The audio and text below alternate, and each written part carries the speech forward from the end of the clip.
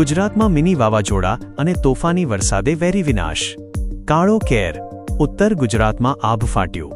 અલગ અલગ દુર્ઘટનામાં 4 નિર્દોષ લોકોના કમકમાટી ભર્યા મોત. મૂગા પશુઓ હોમાયા. બનાસકાંઠામાં 34મી વધુ પશુઓ અને 300મી વધુ પક્ષીઓ કાળનો કોળિયો બન્યા. થરાદ પંથકમાં 350મી વધુ વીજ પોલ ધરાશાયી. અનેક ગામોમાં લાઇટો ગુલ. ખેડૂતો પાયમાલ. ક્યાંક કરા પડ્યા તો ક્યાંક પાકનો સોથ વળી ગયો. જગતનો તાત મુકાયો ચિંતામાં. હવામાન વિભાગની આગાહી વચ્ચે ગઈકાલે મધરાત્રે ઉત્તર અને મધ્ય ગુજરાતમાં કુદરતે તેનું રૌદ્ર સ્વરૂપ દેખાડ્યું છે. આકાશમાં વીજળીના ભયાનક કડાકા ભડાકા, તોફાની પવન અને કરા સાથે આવેલા આ મિની વાવાઝોડાએ ભારે તારાજી સર્જી છે.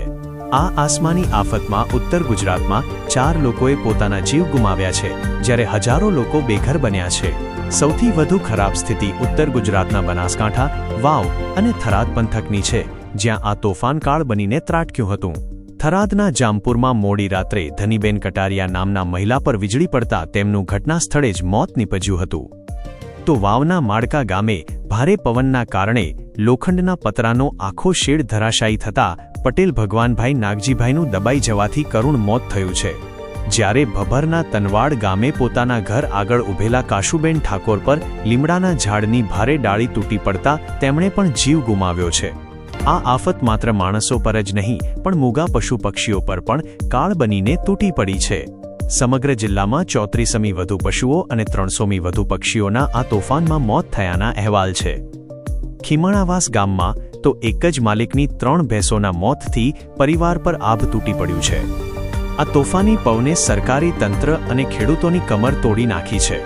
એકલા થરાદ તાલુકામાં જ 350 જેટલા ઇલેક્ટ્રિક પોલ જમીનદોસ્ત થઈ ગયા છે, જેના કારણે અનેક ગામોમાં ઘોર અંધારપટ છવાઈ ગયો છે. જમડા, વામી, લાડપુર અને પથામડા જેવા ગામોમાં મકાનોના પતરા હવામાં ફુગ્ગાની જેમ ઉડી ગયા હતા.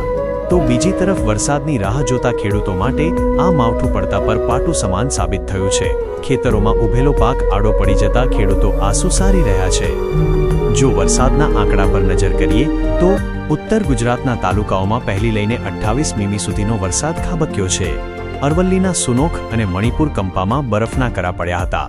મહેસાણા જિલ્લાના કડીમાં સૌથી વધુ 14 મીમી અને મહેસાણામાં 9 મીમી વરસાદ નોંધાયો છે, જેનાથી ગરમીમાં રાહત તો મળી પણ નુકસાન મોટું થયું છે.